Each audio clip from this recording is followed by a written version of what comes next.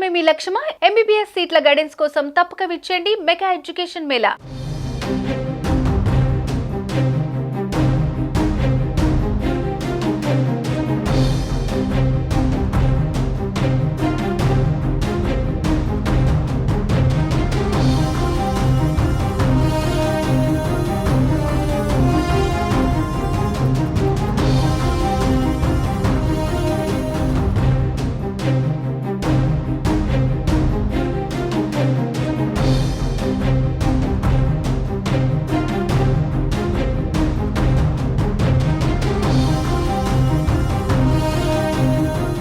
అగ్రిగోల్డ్ భూ వ్యవహారంలో మాజీ మంత్రి జోగి రమేష్ కుమారుడు రాజీవ్కు ఏసీబీ కోర్టు రిమాండ్ విధించింది.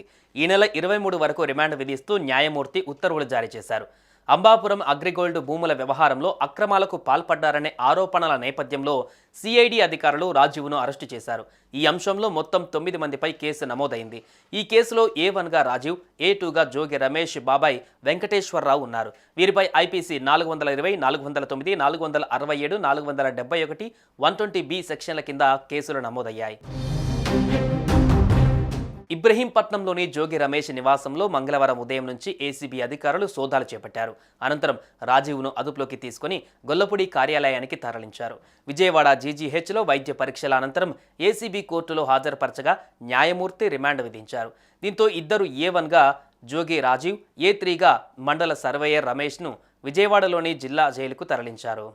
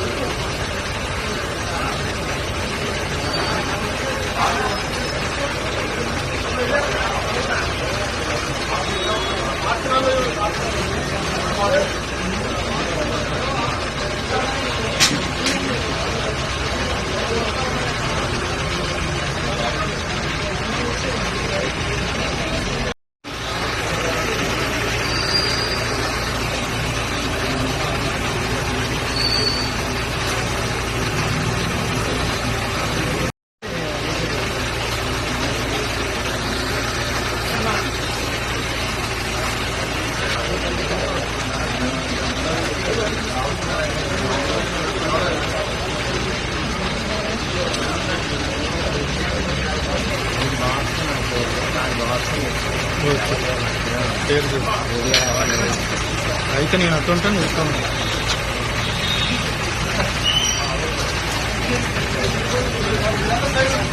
Side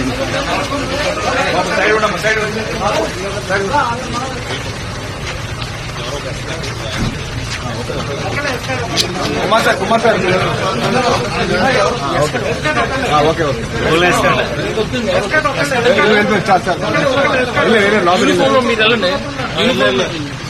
uniform